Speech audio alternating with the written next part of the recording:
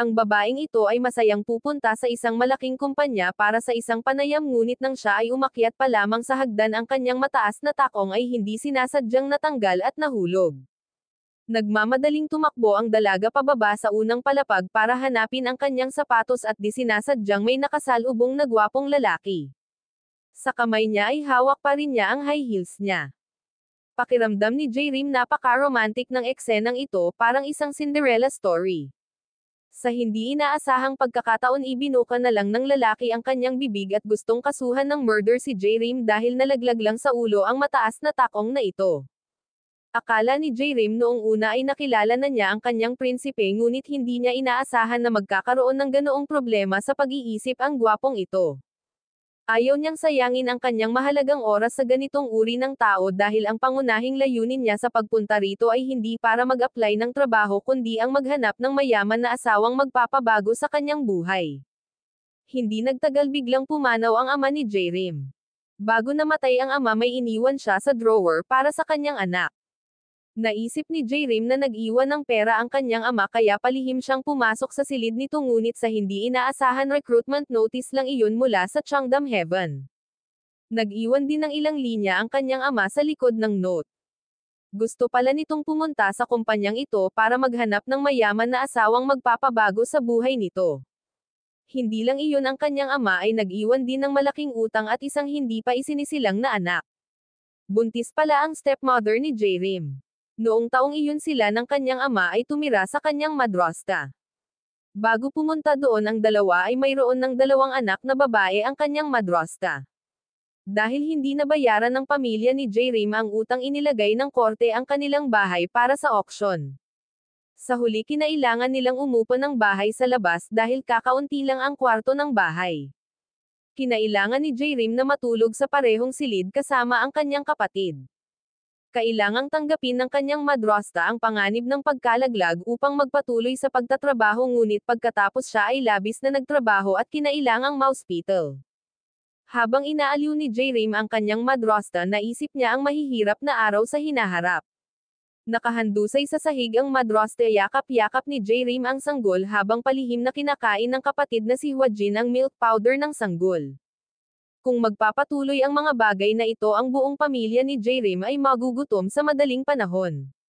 Sa oras na ito naalala ni J-Rim ang recruitment notice ng Changdam Heaven at determinado siyang magtrabaho dito para magpakasal sa isang mayamang asawa.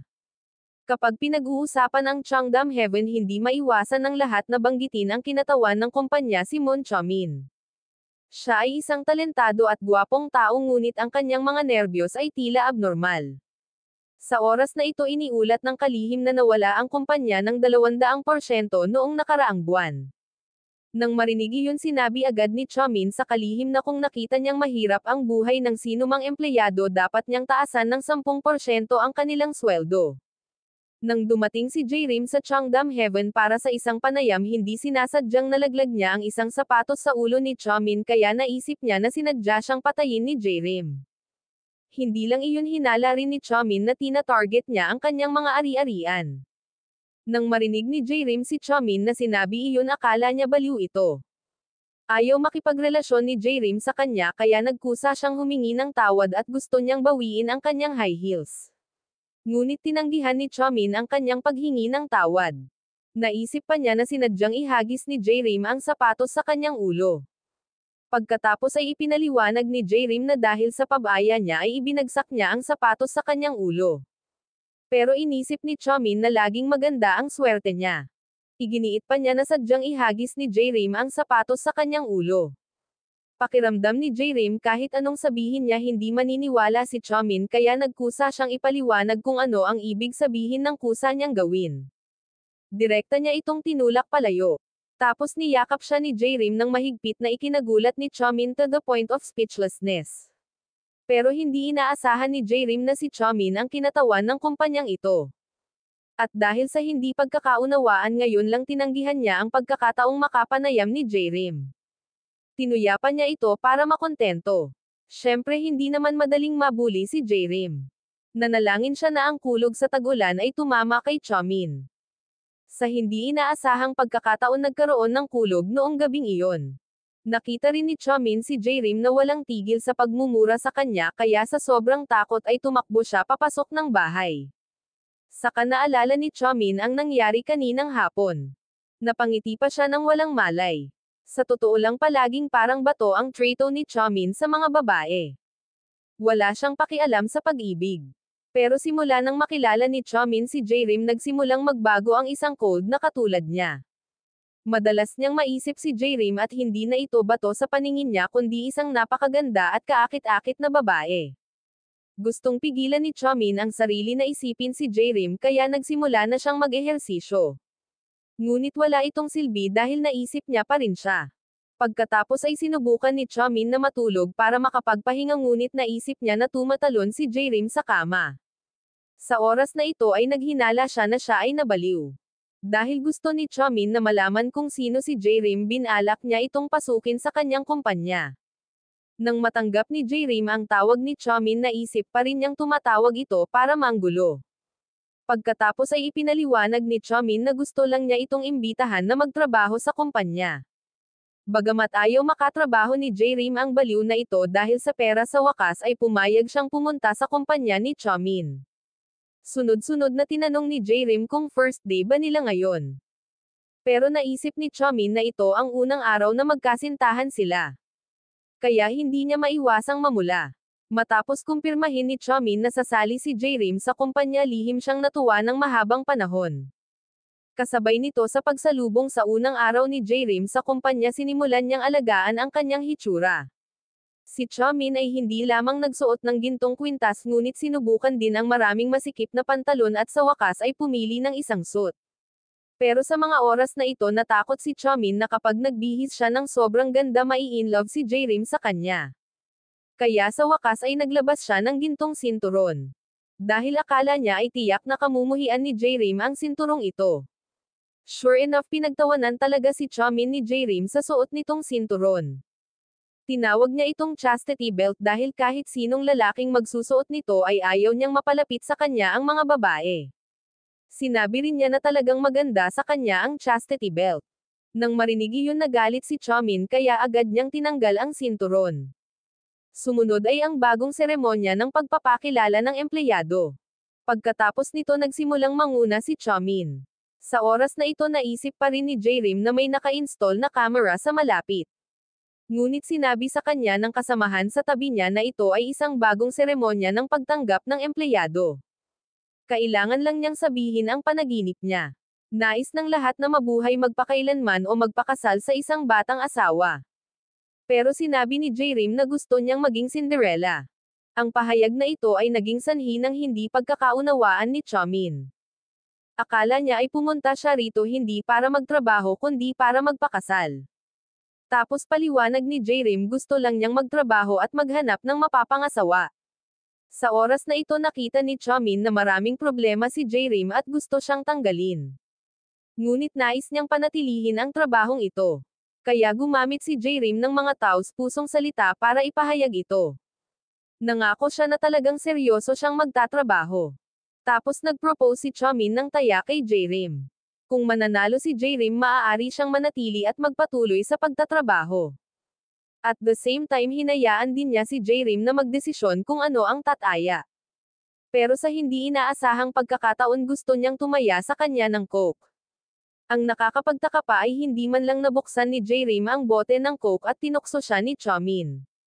Sa huli kinailangan ni J-Rim na lumipat sa arm wrestling. Ngunit sa kasamaang palad hindi siya kasing lakas ni Chomin. Kahit na ginamit niya ang lahat ng kanyang lakas hindi niya maigalaw ang kanyang palso. Pagkatapos ay gumamit ng isa pang trick si J-Rim. Sinadya niyang gamitin ang dalawang kamay para talunin si Chomin. Pero hindi pa rin niya maigalaw ang palso nito. Sa pagkakataong ito aksidenteng nakita ni J-Rim na na-flat ang mga kuko ni Chomin. Akala niya ay nasaktan siya noong nakipag-arm wrestling siya kanina. Nakita ni Chomin si J-Rim na sobrang nag-aalala. Ipinaliwanag niya na ito ay sugat mula sa pagkahulog noong bata pa siya. Marahil ito ang unang pagkakataon na naramdaman ni Chomin ang sinseridad ng iba. At sa mga sandaling ito ay nakaramdam siya ng kaunting paggalaw kay J-Rim. Para hindi masyadong mag-isip iminungkahi ni Chomin na uminom ng coke. At ininom ito ni J-Rim nang walang sinasabi. Nang mainom niya ang kalahati nito biglang umihip ang malakas na hangin. Ang eksena sa sandaling ito ay parang isang science fiction na pelikula. Makalipas ang mahigit 1 minuto ay natapos na rin uminom ng Coke si J-Rim. Tapos si Chomin naman ang uminom.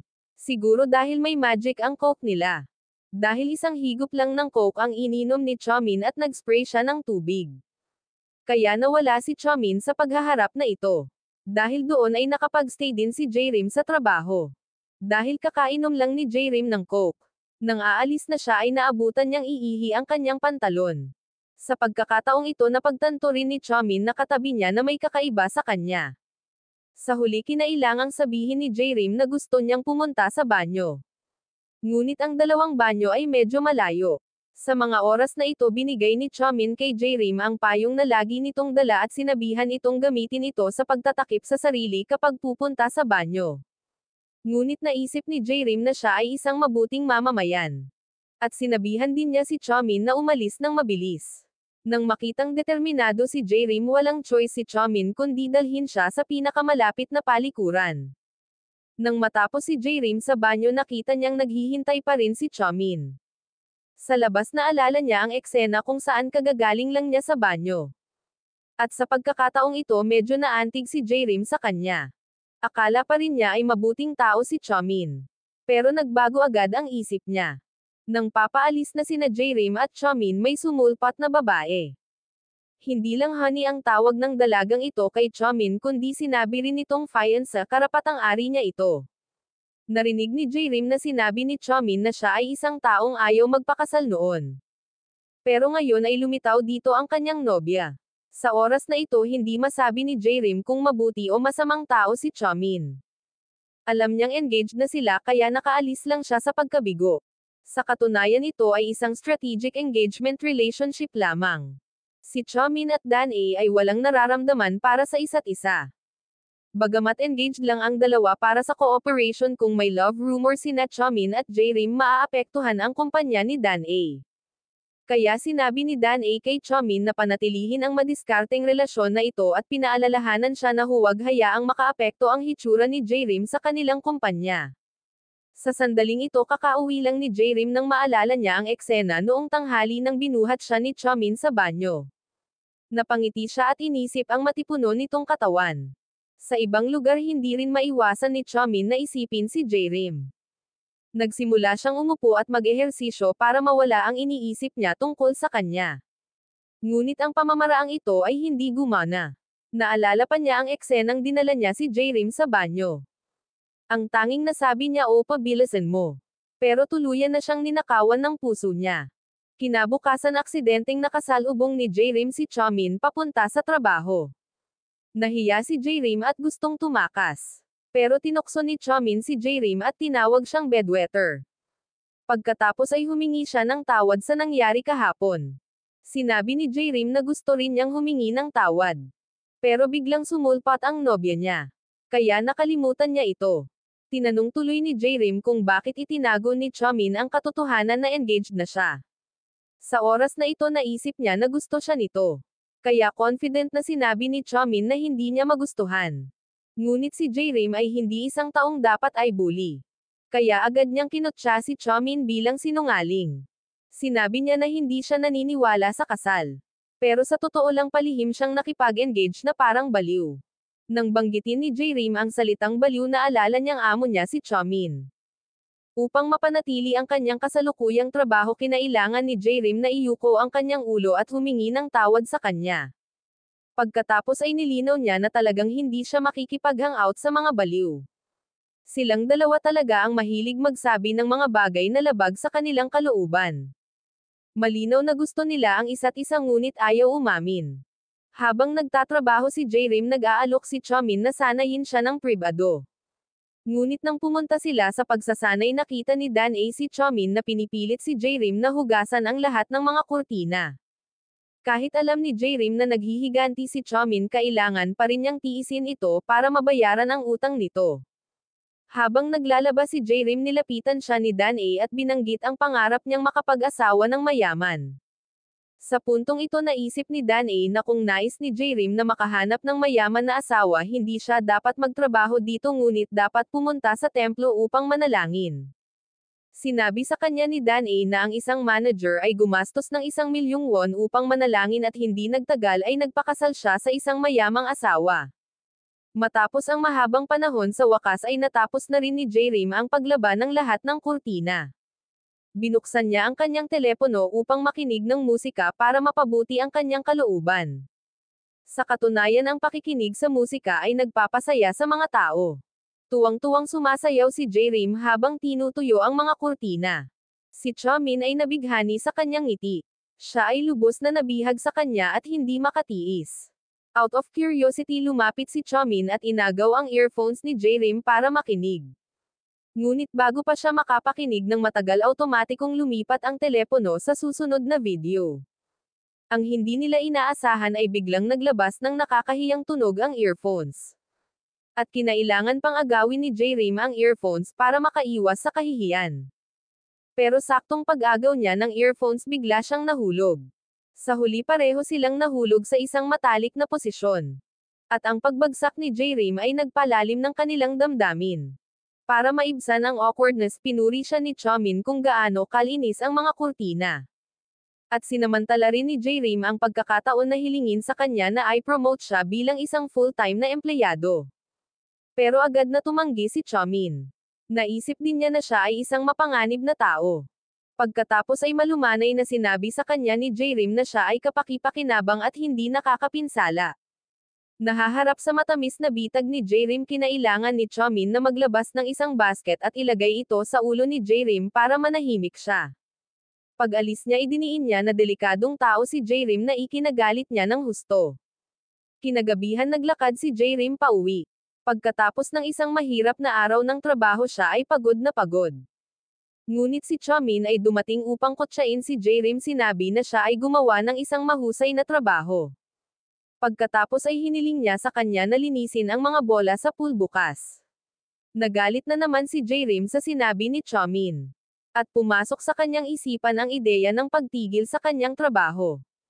Pagkatapos ay nakatanggap si J-Rim ng mensahe ng pasasalamat mula sa kanyang tiyuhin para sa pagbabayad ng kanyang utang. Sa puntong ito nadama niya na ang kanyang sweldo na sapat lamang upang bayaran ang kanyang utang ay hindi masyadong kapaki-pakinabang. Saka naalala ni J-Rim ang wishang shrine na binanggit ni Dan A na 1 million won lang ang makakapagpabago ng buhay niya. Pumunta talaga si J-Rim sa wishang shrine para magdasal. Sinabi niya sa babaeng shaman na gusto niya ng mayaman na asawa. Kinabukasan pumayag si Chamin na maging full-time na empleyado si J-Rim. Sa pagkakataong ito hindi lang siya natuwa kundi natarante rin siya at nagtanong ng dahilan. Pero naisip ni Chamin na kahit maging full-time na empleyado si J-Rim hindi naman siya makakahanap ng mayaman na asawa. Nakaramdam ng hinanakit si J-Rim at umakyat upang pagbabantaan siya. Dahil siguro sa sobrang lapit niya ay nabighani na naman si Chamin. Para makontrol ang kanyang emosyon hindi lang siya sinabihan ni Chamin na lumayo ngunit sinabi rin niyang may kakaibang amoy ang kanyang buhok. Naniwala si J-Rim na totoo ang sinabi niya. Kaya gumamit siya ng toilet deodorant bar sa kanyang sarili. Tapos tinanong ni J-Rim ang katrabaho niya kung may body odor ba siya. Naamoy siguro ng katrabaho niya ang Cubeta. Kaya sinabi niya na siya ay bulag. At iyon ay dahil hindi siya naligo. Saka naalala ni J-Rim ang sinabi ng babaeng shaman kagabi. Kulang na lang isulat niya ang kanyang wish sa isang papel. Kapag siya ay libre maaari niyang ilabas ito at tingnan at muling mag-wish. At ang mga hiling na iyon ay magkatotoo. Marahil ang kanyang sinseridad ay gumalaw sa langit. Nang mag-wish si J-Rim may lumabas na lalaki sa labas. Isang malakas na hangin ang humihip sa kanyang wish paper sa gilid ng kausap. Hindi lang matangkad ang lalaking ito kundi napakagwapo pa. Sa sandaling ito nararamdaman ni J-Rim ang kanyang abs. Ngunit habang siya ay tumatawa nakita ni Chamin ang eksenang ito mula sa likuran. May karibal siya. Sa sandaling ito sigurado si J-Rim na ang gwapong ito ang magiging asawa niya. Pagkatapos nakita ng lalaking ito na nagngangalang Duhong ang unang pangungusap ng hiling. Natakot si J-Rim na makita niya ang nilalaman sa likod. Kaya binawi niya ang papel. Ngunit sa sandaling binawi niya ito, hindi niya sinasadyang nabitawan ang butones ni Duhong. Mabilis na humingi ng tawad si J-Rim na takot na magalit sa kanya si Duhong. Sa hindi inaasahang pagkakataon hindi niya ito sinisisi ngunit napakagalang at sinabing okay lang. Pagkatapos naglabas si Duhong ng karayom at sinulid para tahiin pabalik ang butones. Dinilaan niya ang sinulid minsan. Pagkatapos ay ginamit niya ang isang mata upang itutok at sinulid ang karayom. Sa 2 kilos lang na iyon tuluyan nang nalibugan si J-Rim sa kanya. Pagkatapos ay nagkusa ang kasamahan na batiin si Duhong. Pero ayaw palampasin ni J-Rim ang lalaking ito. Kaya tinawag niya ang kanyang kasamahan para makipag-usap. Habang nag-uusap ang dalawa nagkusa si Chamin na maglakad patungo sa Duhong. Naalala ni Chamin ang sandaling may nararamdaman si J-Rim kay Duhong. This time nagseselos si Chamin. Gusto niyang itaboy agad si Duhong. Binaril siya ni Chamin ng kidlat. Ang mga kidlat na ito ay tila nagsasabi kay Duhong na huwag niyang hawakan ang babae ni Chamin. Nang lumingon si J-Rim akala niya babatiin ni Chamin si Duhong. Kaya tinawagan niya si Chamin Director. Noon lang napagtanto ni Duhong na ang lalaking nasa harapan niya ang kinatawan ng kumpanyang ito. Pagkatapos ay iminungkahi ni Chamin na isa pang kasamahan ang mag-entertain kay Duhong. Pero naisip ni J-Rim na sinira ni Chamin ang kanyang pangako dahil kahapon ay pumayag siyang maging opisyal na empleyado. Sa hindi inaasahang pagkakataon iminungkahi ni Duhong na ay entertain siya ni J-Rim at itinuro niya na magkakilala na sila. Sa huli kinailangan ni Chamin na pasayahin si J-Rim si Duhong. Pagkatapos nito hindi lamang nagpakilala si Duhong bilang pinakabatang direktor na nanalo ng parangal ngunit tinanong din niya si J-Rim tungkol sa mga kondisyon para maging miyembro. Ngunit ikinalungkot ni J-Rim na puno na ang membership at kung gusto ni Duhong na sumali kailangan niya ng imbitasyon mula sa isang VIP customer. Naawa si Duhong at aalis na sana. Pero ayaw palampasin ni J-Rim ang lalaking nasa harapan niya. Kaya iningatan siya. Sinabi rin ni J-Rim na maaari siyang gumawa ng exception para payagan siyang maging miyembro. At pagkatapos ay humingi siya ng pahintulot kay Chamin na hayaang maging miyembro si Duhong. Pero naisip ni Chamin na isa lang siyang ordinaryong tao. Kaya panay ang pagtanggi ni Chamin sa kanyang kahilingan. At ubiling ibinunyag ni J-Rim ang pagkakakilanlan ni Duhong bilang isang direktor. Naramdaman din ni Dan A na nakatayo sa tabi niya na kapaki-pakinabang sa kumpanya ang pagpayag sa direktor na maging miyembro. Nakita ni Chamin ang determinasyon ni J-Rim. Kaya't sa wakas ay pumayag siyang maging miyembro si Duhong. Nang pinaalis ni J-Rim si Duhong sinasadyang sumunod si Chamin sa likuran nila. Dahil sa sobrang lapit niya kay J-Rim mas bumilis ang tibok ng puso ni Chamin. Tapos hindi lang niya sinabi na kakaiba ang amoy niya kundi itinulak din siya nito patungo kay Duhong. Nang makita ni Chamin si Duhong na inaalalayan muli si J-Rim sa sobrang galit nito ay hindi na ito makapagsalita. Pagkatapos ay hindi lamang pinuri ni Duhong si J-Rim sa kanyang magandang bango kundi tinulungan din niya itong ayusin ang kanyang buhok sa kanyang mukha. Sa oras na ito si Chamin ay nakaramdam ng labis na panghihinayang sa pagtulak kay J-Rim ngayon. Napakagaling magsalita ni Duhong. Bago umalis hindi lang binigyan niya ng candy si J-Rim kundi nakipag-appointment din siya para makipagkita dito sa bagong member party nitong weekend. Para hindi makadalo si J-Rim sa party ni Duhong sinadya ni Chamin na italaga sa kanya ang isang mahalagang proyekto. Hiniling niya sa kanya na magpako at magsabit ng mga bagong painting. Ang mga kwadro na ito ay dapat na nauugnay sa tema ng mga maling pagtatagpo. Kapag natapos ni J-Rim ang gawaing ito maaari siyang dumalo sa party. Pagkatapos ay binigay ni Chamin sa kanya ang business card ng artist. Ngunit palaging nararamdaman ni J-Rim na ang pagguhit ay hindi simple. Kaya hiniling niya kay Chamin na baguhin ang kanyang gawain. Natakot si Chamin na mai-inlove siya kay J-Rim. Kaya pinigilan niya. Sa huli kinailangan ni J-Rim na tanggapin ang gawaing ito. Hiniling ni J-Rim sa artist na kumpletuhin ang pagpipinta bago ang katapusan ng linggo. Ngunit sinabi ng artist na ang pagpipinta na ito ay magtatagal ng maraming oras. Kaya tinanggihan niya ang kanyang kahilingan. Pero matalino si J-Rim. Gumamit lamang siya ng ilang salita upang kumbansihin ang artist na pabilisin ang pag-unlad. Kinabukasan marami silang natapos na mga gawa. Ngunit sa oras na ito nakatanggap ng tawag sa telepono si J-Rim. Sinabi ng kabilang partido na tumakas ang artista. Nang mahanap ni J-Rim ang artista iminungkahi niyang talikuran ang kanyang karera bilang isang artista. Pagkatapos ay pinayuhan siya ni J-Rim na kahit pagod siya huwag niyang isuko ang kanyang pangarap o pagsisisihan niya ito habang buhay. Sa katunayan si J-Rim ay dating isang mahuhusay na pintor. Dahil wala siyang pambayad sa kanyang tuition kailangan niyang talikuran ang kanyang pangarap. Matapos ang payo ni J-Rim nagpumilit pa rin ang pintor na talikuran ang pagpipinta. Kaya kinailangan ni J-Rim na tapusin ang pagpipinta. Kinabukasan nahirapan din si Chomin na paniwalaan na natapos na ni J-Rim ang gawain.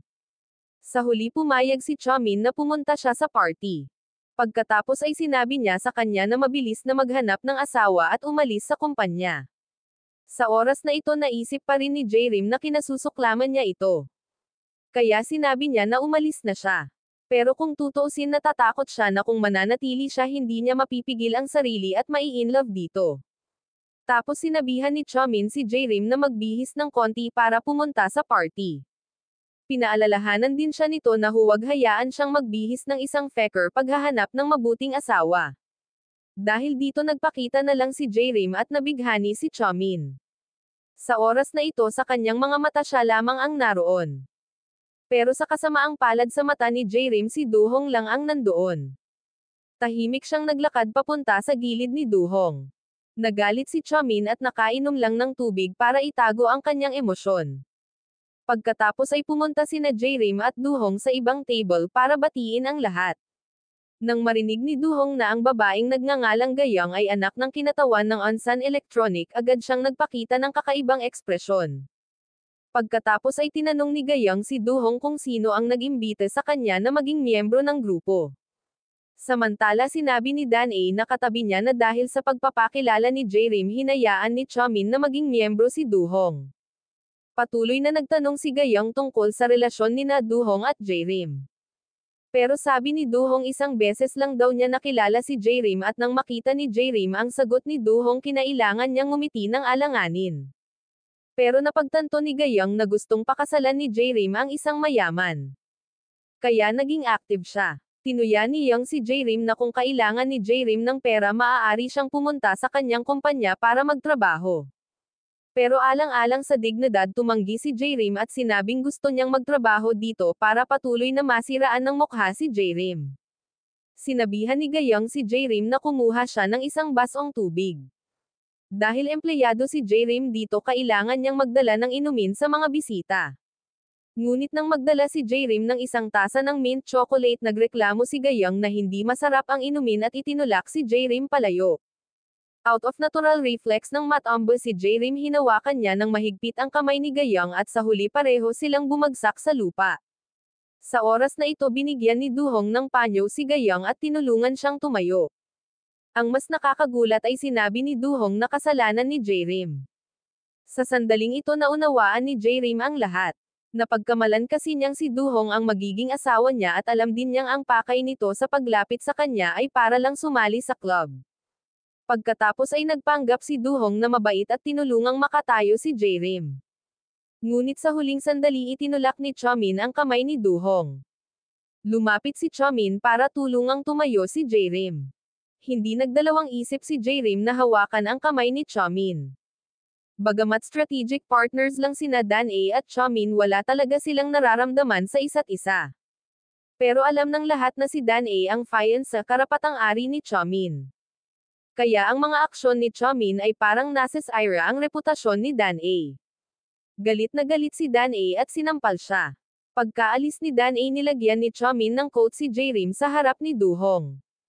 Hinawakan pa ni Chomin ang kanyang kamay at umalis sa harap ni Duhong na ikinagalit ni Duhong. Pagkatapos ay sinenyasan ni J-Rim si Chomin para tanungin kung kumusta si Dan A. Sinabi ni J-Rim na ayos lang siya kaya hindi niya kailangang mag-alala. Nang umalis si Chomin sinabi niya kay J-Rim ang tungkol sa marriage of convenience. Sinabi rin nito sa kanya na walang pagmamahalan sa pagitan nila ni Dan A. Hinabol ni Chomin si Dan A sa lobby. Tapos tinanong niya kung bakit siya sinampal. Sinabi ni Dan A na hindi niya kayang panindigan ang paraan ng pag-aalaga ni Chomin kay J-Rim. Sinabihan ni Chomin si Dan A na huwag nang pumunta rito dahil iginiit niya na lagi niyang pakialaman si J-Rim. Ang dalawang pangungusap na ito ay nagpagalit kay Dan A at kinailangan niyang umalis. Actually nung sinabi ni Dan A na may pakialam siya kay Chomin, ibig sabihin may gusto din siya sa kanya. Maya-maya nakilala ni Chomin si Duhong sa banyo. Binalaan siya ni Duhong na huwag makipag-ugnayan sa isang tulad ni J-Rim. Kung hindi masisira ni Chomin ang kaayusan ng lipunan. Tinanong ni Duhong si Chomin kung gusto niya si J-Rim. Ngunit hindi madaling isiniwalat ni Chomin ang sagot.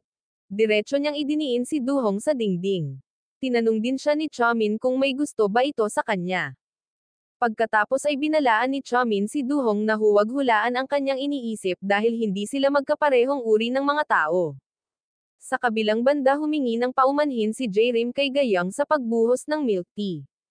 Ngunit sinabi niya na mahihirap lamang ang dapat humingi ng tawad at ang isang may kapangyarihan at impluwensyang tulad niya ay hindi kailanman hihingi ng tawad. Tinuya din ni Gayang si J-Rim na kahit anong pilit ni J-Rim ay hindi niya mababago ang kanyang kawawang katayuan. Tapos pumunta ulit si Duhong sa table nila. Ngayon nang makita ni J-Rim si Duhong, naalala niya ang eksenang binigyan niya si Gayang ng panyo at sinisi siya ni Duhong. Sa huli malungkot na umalis si J-Rim. Naisip din ni J-Rim na hindi na niya mababago ang kanyang mahirap na kalagayan. Napagtanto din niya na biro lang pala ang pangarap niyang makasal sa isang mayaman. Nang malapit nang umiyak si J-Rim, tinanong siya ni Chomin kung kailangan niya ng tulong. Naalala ni J-Rim ang pangungutya ni Gayang. Marahil ay gustong ibalik ni J-Rim ang mukha sa harap ni Gayang. Kaya sumandal siya kay Chomin. Nais din sigurong sabihin ni Chomin kay Duhong na huwag hawakan ang kanyang babae. Sa huli hinalikan ni Chomin si J-Rim sa labi. Ang halik na ito ay hindi lamang nagulat sa lahat kundi nagpagalit din kay Duhong. Hindi rin inaasahan ni J-Rim na hahalikan talaga siya ni Chomin. Nagalit si J-Rim. Malinaw na gusto lang niyang magpanggap silang intimate pero hindi niya inaasahan na hahalikan talaga siya ni Chomin. Sinabi ni Chomin na siya ang nagkusa at tinutulungan lang siya nito ng kaunti. Pakiramdam ni J-Rim ay hindi niya kayang makipagtalo kaya kailangan muna niyang umalis. Kahit galit si J-Rim kay Chomin, masaya pa rin itong nakangiti habang pauwi. Sa ibang lugar nagkaroon din ng hallucination si Chomin dahil sa kiss kanina lang. Kinabukasan nagkita muli ang dalawa sa kumpanya. Para mabawasan ang awkwardness nagkusa si J-Rim na kumustahin. Agad namang sinabi ni Chomin na wala siyang pakialam sa nangyari kagabi. Sinabihan din niya si J-Rim na magpahinga. She was unhappy when she heard that Chomin don't care and she also told him that she don't care about these things.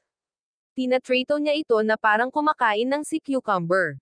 Nabalitaan ni Chomin ang tungkol sa mga sea cucumber at inakala niyang siya ay isang kayamanan, ngunit sa hindi inaasahan ang sea cucumber na binanggit ni J-Rim ay nangangahulugan ng malnutrisyon at maaari niya itong itapon kung gusto niya. Pagkatapos ay dumating si Duhong para manligaw kay J-Rim na naging sanhi ng aksidenteng pagkapaso nito. Nang makita ito, agad na tinulungan ni Duhong si J-Rim na gamutin ang sugat at nagtanong tungkol sa relasyon nila ni Chomin. Nang marinig ni J-Rim ang pangalan ni Chomin, hindi niya namamalayan na binitawan niya ang kamay ni Duhong. Sinabi niya kay Duhong na boss at employee relationship lang sila ni Chomin. Nang marinig ito ni Duhong, hiniling niya kay J-Rim na bisitahin ang kanyang opisina sa susunod at pagkatapos ay tinulungan siya nitong magsuot ng hairpan. Sinabi ni Duhong na ang hairpan ay itinuturing na isang imbitasyon. Sinabi ng kanyang kasamahan na si Chomin ay naging interesado sa mga affairs ni J-Rim kamakailan at naisip pa niya na si Chomin ay may gusto sa kanya. Pero inisip ni J-Rim na ginawa ni Chomin ang lahat para lang makaalis siya kaagad sa kumpanya. Saka naisip ng mga kasamahan niya na masusubok ni J-Rim kung talagang gusto siya ni Chomin o hindi. Gustong malaman ni J-Rim ang nararamdaman ni Chomin kaya nagsagawa siya ng pagsusulit. Pagpasok pa lang niya sa opisina ni Chomin, nalaman niyang may extra hairpin si J-Rim sa ulo. Hindi rin niya itinago na pinapante siya ni Duhong sa opisina. Alam ni Chomin na gusto nilang sabay na pumunta sa opisina kaya hindi siya mapakali. Tinanong din niya si J-Rim kung sang-ayon siya kay Duhong. Si J-Rim ay patuloy na gustong subukan siya kaya't sumagot siya na pumayag siya. Ang sagot agad ni J-Rim ay nagpakita ng dissatisfied expression kay Chomin. Tapos pumunta siya sa harap ni Chomin at hiniling na halikan ulit si Chomin. Dahan-daang nilapit ni J-Rim ang labi sa kanya. Nakita niyang hindi ito tumanggi at pumikit. Upang ipagpatuloy ang eksperimento nagpa siya si J-Rim na halikan siya ng totoo. Ngunit sa huling minuto natahimik si Chomin at itinulak si J-Rim palayo. Pagkatapos ay sinabi niya sa kanya na maghanda ng mabuti at pumunta sa opisina ni Du-hong. Tinanong ni J-Rim kung talagang gusto niyang gawin niya iyon. Pero tumango pa rin si Chomin bilang kumpirmasyon. Sinama na rin niya si J-Rim para pumili ng damit. Dahil sa mga kilos ni Chomin naisip ni J-Rim na gusto niya talaga itong umalis. Gustong umalis ni J-Rim sa tindahan. Ngunit hinayla siya pabalik ni Chomin at tinanong kung bakit. Sinabi ni J-Rim na maganda naman siya kaya hindi niya kailangan ang mga bagay na ito. Pero sinabi ni Chomin na magandang impresyon ang dahilan kung bakit siya nagustuhan ni Du-hong. Ang pangungusap na ito ang nagpasigurado kay J-Rim na hindi siya nito gusto. Pagkatapos ay sinubukan ni J-Rim ang maraming damit. Pero pinuna ni Chomin ang lahat ng sinuot niya. Naisip pa niyang hindi bagay sa kanya ang ganitong estilo. Pero binili pa rin ni Chomin ang lahat ng damit na sinubok niya para kay J-Rim.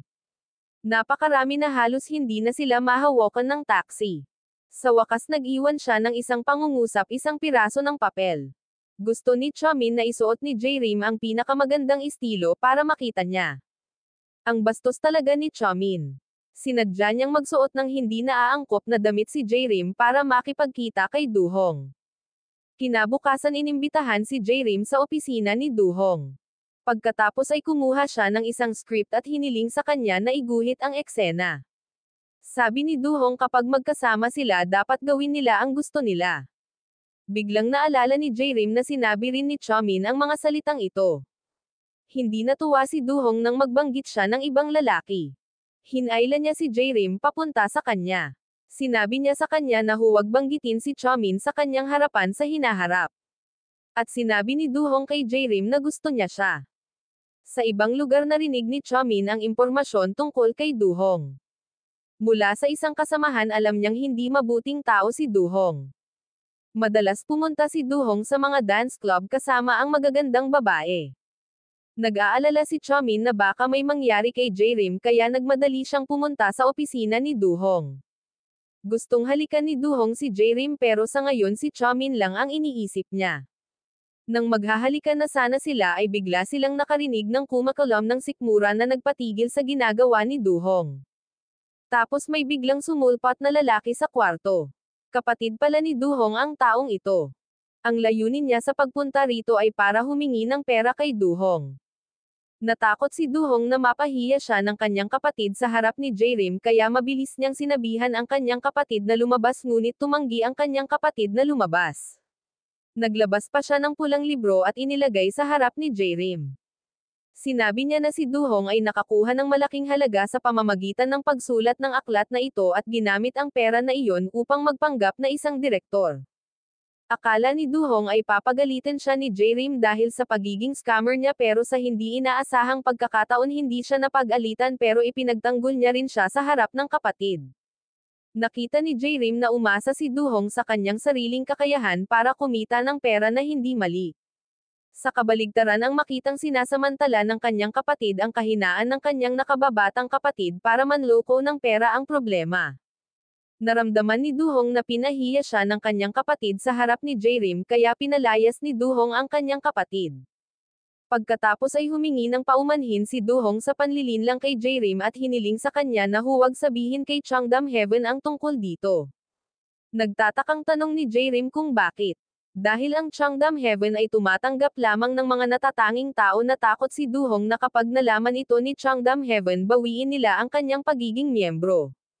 Sa huli hindi lamang pumayag si J-Rim sa kanyang kahilingan ngunit tinulungan din niya si Du-hong na matutong tanggapin ang kanyang sarili. Pagkatapos ay pinunasan ni J-Rim ang alikabok sa kanyang libro.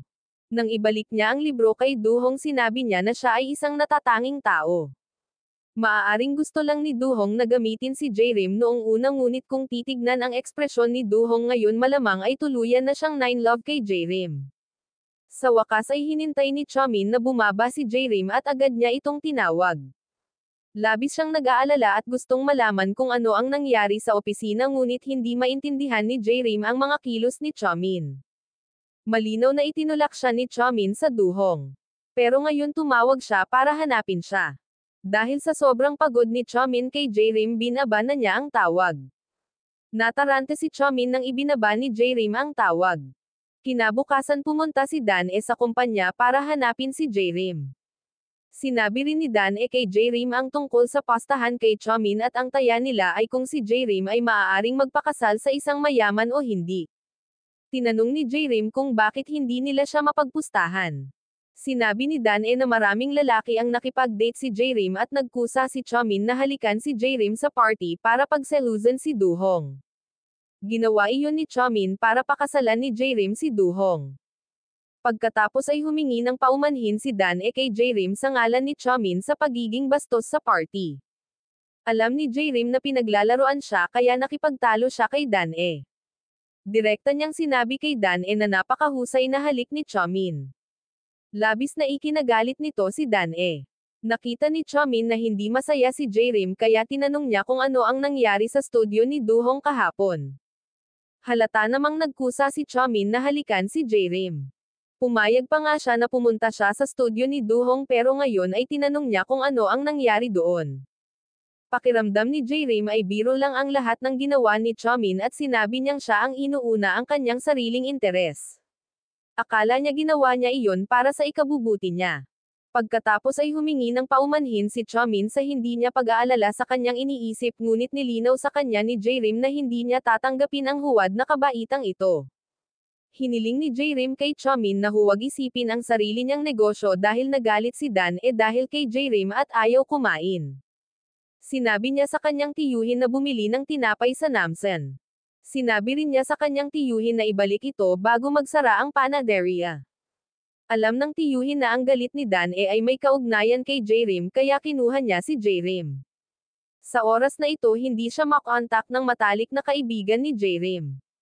Natakot ang matalik niyang kaibigan na si Sunjong na baka may mangyari kay J-Rim kaya pumunta siya sa kumpanya para hanapin siya.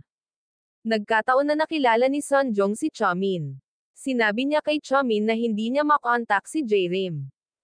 Naalala ni Chamin na sinabi ni J-Rim na huwag makialam sa kanyang mga personal na gawain kaya agad siyang umarte na parang wala siyang pakialam. Sa kabutihang palad ang dalawang tiyuhin ni Dan-e ay hindi masyadong matalino. Hindi nila inilagay ang telepono ni J-Rim ngunit lumabas lamang para sa isang gabing merienda. Tapos sumigaw ng command si J-Rim at binuksan ang phone niya. Inutusan niya ang telepono na tawagan si Sunjong. Nang mabalitaan ni Chamin na kinidnap si J-Rim, agad itong tumakbo sa kinaroroonan nito. Ngunit nang bumalik ang dalawang tiyuhin, pinilit nila si J-Rim na pumirma sa isang kasunduan na umalis sa Cheongdam Heaven. Ngunit sa mga araw na ito mahirap makahanap ng mga trabaho. Matibay na tumanggi si J-Rim na pumirma sa kasunduan. Nang makitang napakasuwayin ni J-Rim, naglabas ng hair clipper ang tiyuhin para takutin siya. Buti na lang at the last minute dumating si Chamin sa eksena, nakita siya ni J-Rim na paparating para iligtas siya at napangiti din siya ng maluwag. Gumamit ng payong si Chamin para hamanin ang dalawang tiyuhin. Hindi sila ang kalaban ni Chamin. Ilang minuto lang ay madali na silang natalo sa kanya. Tumakbo si Chamin at niyakap si J-Rim. Sa pamamagitan nito napagtanto ng dalawa ang nararamdaman ng isa't isa. Gusto ni Chamin na ipahayag ang kanyang nararamdaman kay J-Rim ngunit wala siyang lakas ng loob na sabihin iyon. Sa huli pinaalalahanan lang siya nito na mag-ingat sa daan. Pagbalik nila sa sasakyan, pinagalitan ni Chamin ang sarili sa pagiging duwag. Sa oras na ito naalala ni J-Rim ang eksena kung saan dumating si Chamin para iligtas siya. Sigurado siya na gusto siya nito ngunit hindi niya maintindihan kung bakit hindi niya ipinahayag ang kanyang damdamin. Pero naisip niya na hindi siya outstanding kaya ayaw nitong makipag-date sa kanya. Pag-uwi lang ni J-Rim pinagalitan ng kanyang nakatatandang kapatid na si Hwajin si J-Rim dahil hindi lamang niya tinanggap ang pera ng doktor kundi pati na rin ang pagtulong sa pamosong doktor na iyon na ituloy ang kanyang panganay na kapatid na si Sujin. Nakatanggap nga si J-Rim ng pera mula sa doktor ngunit ito ay talagang pera na hiniram niya sa kanya. Noong panahong iyon gusto ni J-Rim na humiram ng pera kay Sujin ngunit natawag siya dahil sa isang tawag sa telepono. Alam ng doktor na gustong manghiram ng pera ni J-Rim kaya agad siyang nagpakondisyon. Kailangan lang sabihin ni J-Rim ang laki ng singsing ni Sujin at magpapahiram ang doktor kay J-Rim ng pera. Naisip ni J-Rim na time na tinutugis ng doktor si Sujin at sa oras na iyon kailangan ni J-Rim ng pera para magdasal kaya sinabi niya sa doktor ang laki ng singsing ni Sujin. Dahil doon nakahiram siya ng pera para magdasal. Dahil tumanggi ang panganay na kapatid na si Sujin sa pag-amin ng doktor tinanong niya si J-Rim kung may iba pang paraan. Alam ni J-Rim na pinakamamahal ni Sujin ang kanyang ina kaya sinabihan niya ang doktor na gamutin ng mabuti ang kanyang ina. Sa huli bumili ang doktor ng mga pampaganda at karne ng baka para bisitahin ang ina ni J-Rim na nagpabuti ng relasyon nila ni Sujin. Ang hindi inaasahan ni J-Rim ay habang tinutugis ng doktor si Sujin ay may hinahabol din itong ibang babae. Sa oras na ito hindi lamang naisip ng pangalawang kapatid na si Hwajin na makasarili si J-Rim sinisirin niya si J-Rim sa lahat. Kailangang pigilan sila ng ina sa pagtatalo. Kailangan din niyang gumawa ng inisyatiba upang sisihin. Ngunit naisip ni Hwajin na hindi kailangan ng kanyang ina na tulungan si J-Rim. Naisip din niya na hindi sila kamag-anak ni J-Rim. Sa oras na ito naisip din ni J-Rim na hindi nila siya nakikita bilang pamilya. Para siyang pulubi nakatira sa bahay na ito. Ang pahayag na ito ay ganap na itinanggi ang higit sa 10 taon ng pagpapalaki sa kanya ng kanyang madrasta. Naramdaman ni Hwajin na sobra-sobra ang mga sinabi ni J-Rim kaya sinampal niya ito at sinabihan din niya itong umalis sa bahay na ito. Dahil wala nang ibang mapupuntahan si J-Rim bumalik siya sa dati niyang bahay. Ang bahay na ito ay hindi lamang malamig ngunit wala ring tubig na maliligo. Kinabukasan ginamit ni Chamin ang lahat ng uri ng mga dahilan upang sabihin sa kanyang mga nasasakupan na matuto ng isang hakbang sa pagtatanggol sa sarili. Ngunit sa katunayan ang layunin niya ay nais na matutunan ni J-Rim kung paano iligtas ang sarili.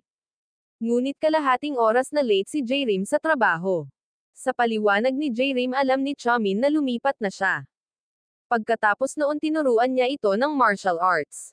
Una sinabihan niya si J-Rim na kumilos na parang pervert at pagkatapos ay tuturuan siya ni Chamin ng pagtatanggol sa sarili.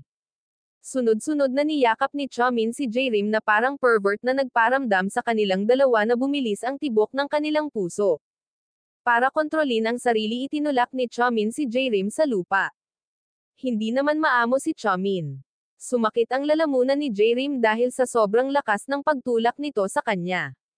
Ngayon ay si Chamin na ang kumilos na parang pervert para makaganti sa nangyari. Itinulak siya ni J-Rim pababa nang hindi pinapansin ni Chamin. Nakita niyang nakaganti na siya at ngumiti ng may kasiyahan. Pagkatapos ay nagsalita si Chamin tungkol sa kahalagahan ng mga kalamnan sa likod at sinabi kay J-Rim na maramdaman ang kanyang lakas. Habang nararamdaman niya hinanap muli ni Duhong si J-Rim. Sinadya ni Duhong na pag-usapan ang nangyari kahapon sa harap ni Chamin. Sinabi ni Duhong na masaya siya kasama si J-Rim sa Vogue Studio. Pagkatapos ay hiniling ni Duhong na kausapin si J-Rim ng pribado.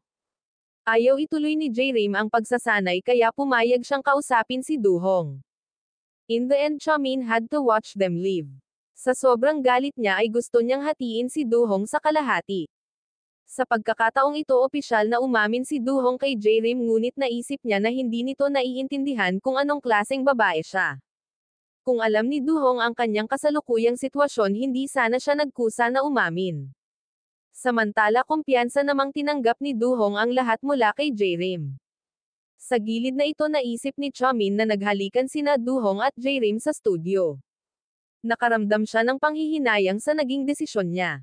Pagkatapos ay ginamit ni Chamin ang dahilan na siya ay malubhang nasugatan ni J-Rim sa panahon ng pagsasanay upang makipag-usap sa kanya. Sinabi ni J-Rim na kapag nagsasanay kailangan niyang gawin itong totoo. Pagkatapos ay sinadya niyang binanggit na umamin si Duhong. Narinig ni Chamin ang salitang confession at tumutol dito. Itinuro niya na sinungaling si Duhong. Madalas na sinira ni Duhong ang kanyang salita. Sa oras na ito nakita rin ni J-Rim na may katuturan ang mga sinabi ni Chamin. Malinaw na ang kapaligirang kinalakihan niya ay iba sa kinaroroonan ni Duhong ngunit gusto nitong magtapat sa kanya. Naisip ni Chamin na hindi malaking bagay ang pagkakaiba sa kapaligiran. Ang pahayag na ito ang nagpaisip kay J-Rim na tatanggapin din ni Chamin ang ibang babae. Pero hindi umamin si Chamin. Sinabihan din niya si J-Rim na huwag nang makipaglapit kay Duhong. Gustong ipahayag ni Chamin ang kanyang nararamdaman kay J-Rim ngunit sa krusyal na sandali hindi pa rin niya ito masabi. Biglang niyaya ni J-Rim si Chamin na magstay sa bahay niya ng isang gabi. Nais pala ni J-Rim na kumpirmahin kung maaaring manatili si Chamin ng isang gabi sa isang hindi magandang kapaligiran. Pagpunta niya sa bahay ni J-Rim nakita niyang wala sa bahay nito. Ang pinakakilalang bagay ay ang kanyang kama. Sinabi noon ni J-Rim na lumaki siya sa ganoong kapaligiran. Pero inisip ni Chamin na kasalanan niya ang mahirap na sitwasyon. Tinanong niya tuloy kung bakit lumayo si J-Rim. Sabi ni J-Rim masama siyang bata matako at walang kwentang babae na tulad niya. Ang pananatili sa bahay ay magiging pabigat lamang sa kanyang pamilya. Tinulungan ni Chamin si J-Rim na malampasan ang sakit na iyon. Tinulungan niya si J-Rim na makita ng malinaw ang kanyang sarili pagkatapos niyang napagtanto na maaari rin siyang maging anak ng pag-ibig. Saka na-realize din ni J-Rim na gusto lang niyang marinig sa iba na siya ay isang cute na bata kahit pa kunwari ay hindi niya kailangan ang mga salitang iyon. Nang maaliw siya ay tumutulo pa rin ang luha ni J-Rim. Kaya natuklasan ni J-Rim na may dahilan si Chamin sa hindi pag-amin ng kanyang nararamdaman na naging dahilan ng pagkaantala sa pag-amin. Sa gilid na ito natagpuan ni Hwa-jin ang doktor upang ipaghiganti si Sujin. Sabi ni Hwa-jin hindi daw masarap ang beef na dala niya. Sa hindi inaasahang pagkakataon sinabi ng doktor na ang beef ay binili ni J-Rim at ang mga skincare products para sa kanyang ina ay binili rin ni J-Rim. Natakot si J-Rim na hindi nila ito tanggapin. Kaya hiniling niya sa doktor na ibigay ito sa kanya. Nang malaman ni Hwa-jin ang katotohanan na pagtanto niya na hindi niya naiintindihan si J-Rim. Sa panig na ito si Chamin upang patunayan na maaari siyang manatili dito ng isang gabi ay determinadong tumanggi na umalis. Ngunit nang magkatabi sila tumunog ang telepono upang ipaalam sa kanila na magkakaroon ng snowstorm sa loob ng ilang oras. Sa huli kinailangan ni Chamin na dalhin si J-Rim sa kanyang bahay. Pag-uwi nila ang unang gustong gawin ni J-Rim ay maligo ng mainit. Sa kalagitnaan ng paliligo na pagtanto ni J-Rim na hindi niya alam kung paano patayin ang gripo. Kaya kailangan niyang hilingin kay Chamin na i-off ito para sa kanya. Pagkatapos niyang patayin ang tubig muling naakit si Chamin sa mukha ni J-Rim. Natatakot siya na baka hindi niya makontrol ang sarili niya. Kaya sinubukan niyang umalis. Pero pagtayo niya nadulas siya. Dahil sa hindi inaasahang pangyayari ay natumba rin si J-Rim na aksidenteng naging dahilan ng kanilang halikan. Umiwas si J-Rim para makaiwas sa sitwasyon kung saan napahiya silang dalawa. Pinipigilan pa rin ni Chamin ang sarili ngunit hindi niya maiwasang halikan si J-Rim. Pumikit din siya para tamasahin ang hindi inaasahang halik na ito. Pagkatapos ay nakatanggap si J-Rim ng tawag mula kay Hwa-jin. Inanyayahan din niya ang kanyang tahanan na kumain ng karne ng baka. Sa oras na ito naisip pa rin ni Chamin na tumawag si Duhong para pigilan si J-Rim na pumunta sa lugar ni Duhong. Gusto siyang itago ni Chamin ngunit aksidente niyang nahila ang kanyang bathrobe. Nakiusap siya kay J-Rim na huwag pumunta sa bahay ni Duhong.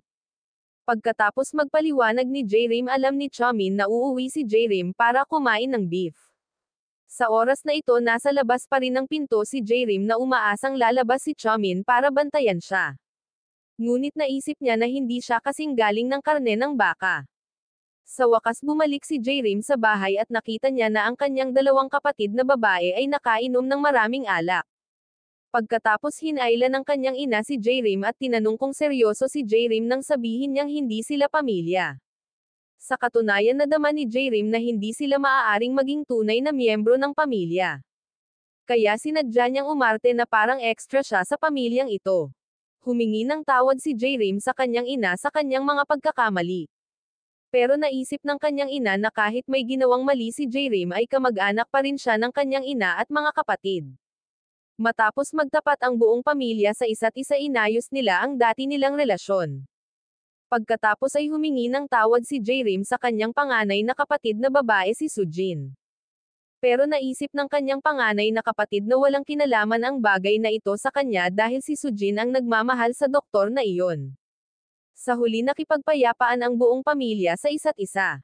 At ang pangalawang kapatid na si Hwajin ay nagbiro din kay J-Rim tulad ng dati. Sa gilid na ito pumunta si Chomin sa silid ng ospital para bisitahin ang kanyang ama. Pero ang una niyang sinabi kay Chomin ay tandaan na ang mga babae ay bato. Ang sakit na idinulot ng ina ni Chomin sa kanya ang pinakamalinaw na patunay. Noong bata pa siya narinig ni Chomin ang sinabi ng kanyang lola na may karelasyon ang kanyang ina at nagbabalak na tumakas sa bahay kasama ang kanyang kasintahan. Nang habulin siya ni Chomin, hindi sinasadyang nahulog siya dahilan para hindi tuluyang gumaling ang kanyang mga kuko. Nag-iwan din ito ng malaking sugat sa puso ni Chomin. Mula noon palagi na siyang gumagamit ng payong para itago ang kanyang panloob na damdamin. Ito rin ang dahilan kung bakit lagi siyang may dalang payong. At iyon din ang dahilan kung bakit hindi pa siya umamin kay J-Rim. Dahil takot siyang masaktan ulit ng babae. Ngayon nagdala si Duhong ng isang misteryosong panauhin sa Cheomdam Heaven. Sa pamamagitan ng pagpapakilala ni Duhong, alam ni J-Rim na ang babaeng ito ay isang tycoon sa pelikula. Pinalamutian ng kumpanya ang Christmas tree noong isang linggo. Nakita ni J-Rim na napakaganda ng puno kaya napangiti siya ng husto. Pero tinignan siya ni Chomin na may ekspresyon na gustong magmahal pero hindi matapang na magmahal. Sina Dane at Duhong ay may labis na hindi kasiya siyang mga ekspresyon. Sina Dane at Gayong ay sinadya na saktan si J-Rim. Kaya nagbuhos ng tubig si Gayong sa harap ni J-Rim. At pinakiusapan pa nila si J-Rim na maglinis agad. Ngunit hindi naman nagalit si J-Rim. Tahimik siyang naglabas ng mop para linisin ang sahig. Binuhusan pa ni Gayong ng tubig ang mop ni J-Rim. Hindi na kinaya ni J-Rim. Kaya't inilabas niya ang kanyang stick para takutin si Gayong. Takot na takot si Gayong kaya tumakbo lang siya sa tabi ni Duhong. Pero sa pagkakataong ito hindi niya napigil ang itulak ang kamay niya. Ipinunto ni Duhong na walang masama sa pagtatanggol ni J-Rim sa sarili. Akala pa niya ay si Gayong ang mali. Ipinaliwanag noon ni Duhong sa publiko na hindi siya nanligaw ni J-Rim ngunit siya ang palaging nagkakagusto sa kanya. Ikinagulat ni Duhong ang lahat ng naruroon. Siyempre ganoon din si Chomin. Maya-maya nagkita muli sina Chomin at Duhong sa banyo. Pinayuhan ni Duhong si Chomin na pakasalan kaagad ang kanyang nobya at sinabihan si Chomin na magkusa na mag-back out. Sinabi ni Duhong na siya na ang bahala kay J-Rim sa lugar ni Chomin. Ang pahayag na ito ay nagpagulo kay Chomin. Agad siyang humakbang at sinuntok si Duhong. Nag-away sila mula sa banyo hanggang sa lobby. Nakita sila ni J-Rim at ng misteryosong babae na nag-aaway at agad na humakbang para pigilan sila. Pero hindi sinaktan ng misteryosong babae si Chomin. Tinapik lang niya ang ulo ni Duhong. Ang kanyang mga aksyon ay tila upang protektahan si Chomin. Pagkatapos ay hiniling ni Duhong kay J-Rim na pumunta sa opisina para makipag-usap. Sinenyasan din ng misteryosong babae si J-Rim na sumakay sa kotse. Pagkatapos ay inihayag niya ang kanyang sarili na inihayag na siya ang biological na ina ni Chomin. Kinuwento ng nanay ni Chomin ang nakaraan. Hindi niya nakasama ang kanyang biyenan. Kaya sinamantala ng lola ni Chomin ang oras na wala ang ama ni Chomin sa isang business trip para palayasin siya sa bahay. Maling inakusahan din ng lola ang ina ni Chomin na may karelasyon na ibang lalaki. Nang umalis ang ina, nakita ng kanyang mga mata si Chomin na bumagsak. Nakiusap siya sa driver na palabasin siya ng sasakyan. Ngunit tumanggi ang driver na palabasin siya. Sa oras na iyon kinasusuklaman niya ang sarili dahil hindi niya kayang protektahan ang kanyang anak. Ngayong nagtagumpay na siya, gusto na lang niyang iuwi si Chomin. Ngunit naisip niya na huli na ang lahat. Iminungkahi ni J-Rim na hanapin niya si Chomin para makausap. Pero wala pa rin siyang lakas ng loob na makipagkita sa anak. Sa oras na ito unti-unting naiintindihan ni J-Rim ang pagkatao ni Chomin. Dahil kulang siya sa pagmamahal mula pagkabata, madalas niyang itinatago sa kanyang puso ang kanyang nararamdaman. Kinabukasan nagkusa si Jaerim na yayain si Chamin na kumain. Masayang sumang-ayon si Chamin. Pumunta si Chamin sa restaurant at nalaman na nagpa-appointment si Jaerim para makilala niya ang kanyang ina. Sinabi ni Chamin na hindi niya kailangan ang kanyang ina. At sinabi niyang umalis agad. Ipinaliwanag sa kanya ng kanyang ina na wala siyang karelasyon. At humingi siya ng tawad sa pananakit niya kay Chamin. Ngunit hindi siya naniwala sa sinabi ng kanyang ina. Akala pa niya ay kasinungalingan lang ang lahat. Akala ni Chamin ay makasarili ang kanyang ina. Ngayon ay bumalik siya para lamang humingi ng karagdagang kabayaran. Kahit same time na gustong humingi ng tawad ang ina ni Chamin sa kanyang anak, hindi pa rin siya pinaniwalaan ni Chamin. Umalis si Chamin sa restaurant. Lumapit si Jaerim para aliwin siya at sinabihan siyang makiramay. Kasama ang kanyang ina, pinayuhan siya ni Jaerim na huwag pagdudahan ang pagmamahal ng kanyang ina. Pero hindi pa rin naniniwala sa love si Chamin. Niyakap ni Jaerim si Chamin at sinabihang ipadama ang pagmamahal na ito. Kahit na may mga pag-ibig na hindi masabi sa salita, siguradong nasa puso niya pa rin iyon. Sa pamamagitan ng payo ni Jaerim, nagsimulang maunawaan ni Chamin ang paghihirap ng kanyang ina. Dahan-daang pinatahimik ni Jaerim ang kanyang emosyon. Itinapon ni Chamin ang payong na nangangahulugan din na iniwan na niya ang sakit ng nakaraan. Tapos sabay uminom yung dalawa. Hindi alam ni Chamin kung patatawarin ba niya ang kanyang ina dahil pakiramdam niya ay nakakaawa ang kanyang ama. Pero naisip ni Jaerim na mas nakakaawa ang kanyang ina dahil minamaliit ito ng kanyang anak. Akala ni Chamin ay totoo ang sinabi ni Jaerim. Matapos ang napakaraming bagay na pinagdaanan nilang dalawa, curious niyang tinanong kung nagbago na ba ang pangarap ni Jaerim na maging Cinderella. Sa hindi inaasahang pagkakataon, na natiling hindi nagbabago ang kanyang pangarap. Nang maingat na tanungin ni Chamin, nalaman niyang minsan nang pinangarap ni Jaerim na maging isang mahusay na artista. Ngunit dahil sa kalagayan ng kanyang pamilya, kinailangan niyang talikuran ang kanyang pangarap. Hinimok siya ni Chamin na magtiyaga. Pero ngayon gusto lang ni Jaerim na maging Cinderella. Gusto niyang tanggapin ang tunay na pagmamahal at mamuhay ng masaya kasama ang taong mahal niya. Sinabi ni Chamin kay Jaerim na siya ay napakahusay at maganda. Akala ni Jaerim ay lasing na siya kaya pinuri niya ito ng ganoon.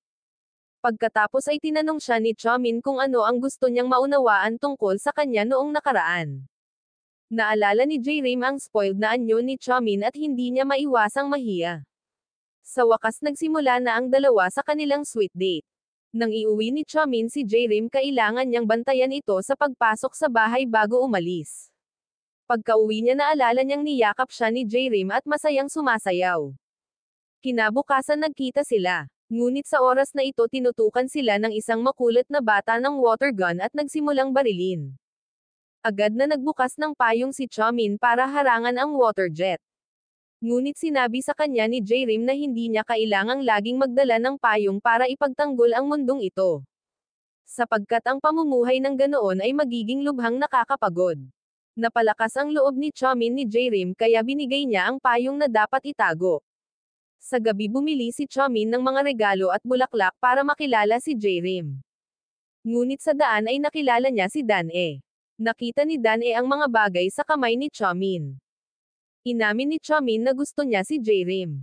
Nang malaman ito ni Dan-e, sisirain daw niya si Jaerim. Nang aalis na si Dan-e ay pinigilan siya ni Chamin. Tinanong niya si Dan-e kung ano ang dapat niyang gawin para mapatawad ni Dan-e si Jaerim. Kinabukasan nabalitaan ni Jaerim na ikakasal sina Dan-e at Chamin. Hindi makapaniwala si Jaerim na ang lalaking malapit sa kanya kahapon ay ikakasal na ngayon sa ibang babae. Sa oras na ito lumitaw si Duhong at hinayla si Jaerim palayo. Sinabihan siya ni Duhong na huwag hayaang lokohin siya ni Chamin.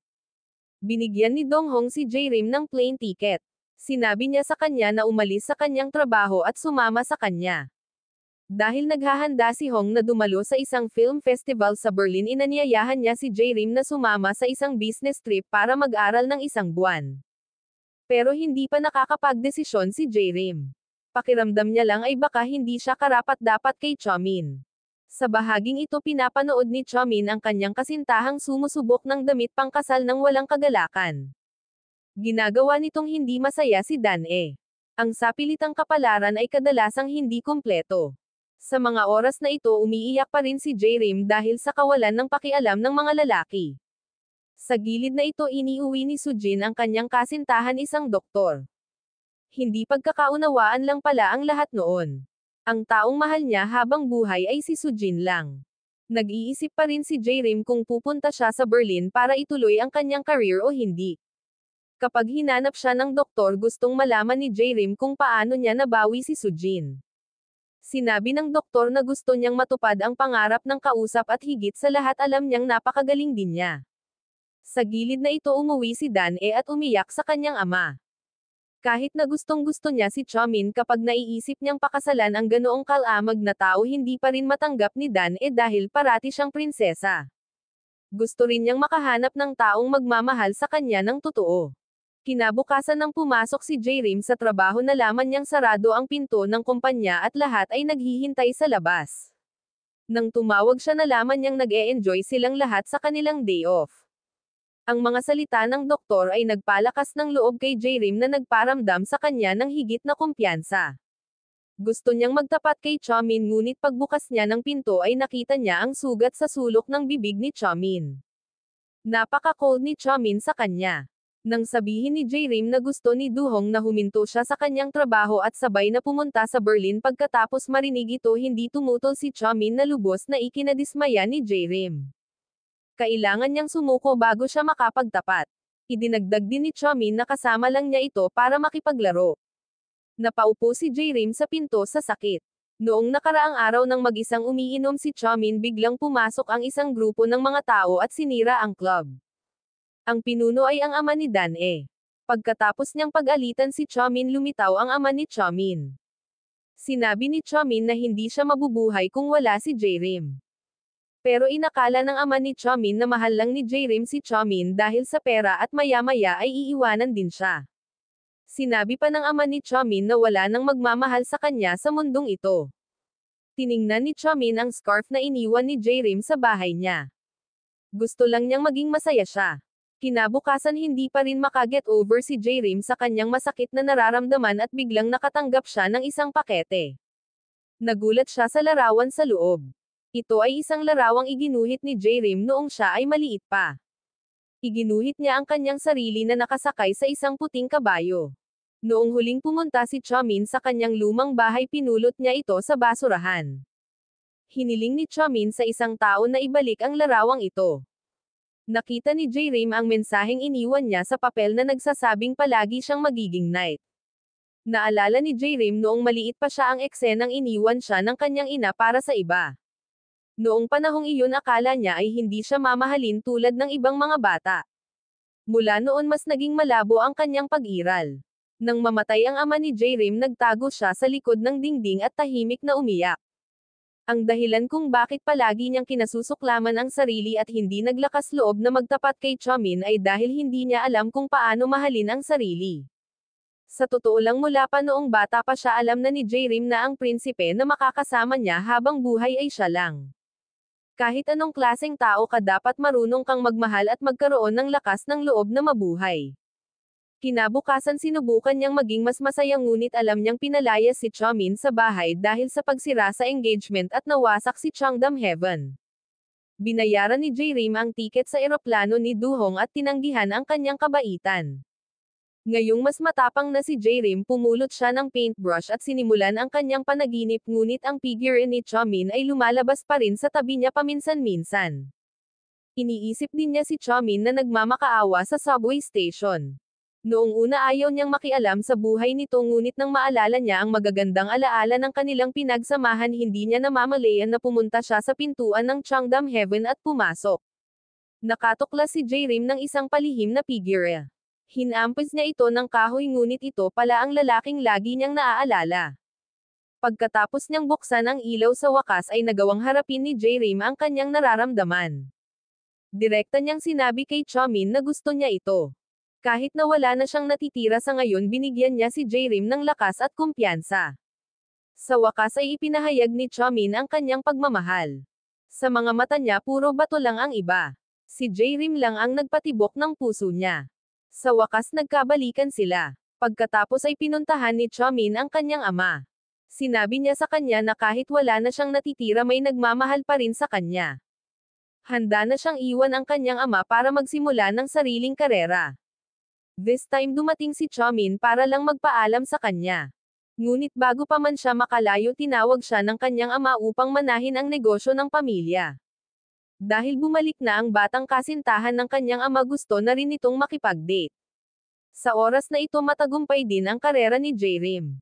Umani ng papuri mula sa direktor ng animation ang eksena niya sa pelikula ni Do Hong kaya naimbitahan siyang lumahok sa paggawa ng animation.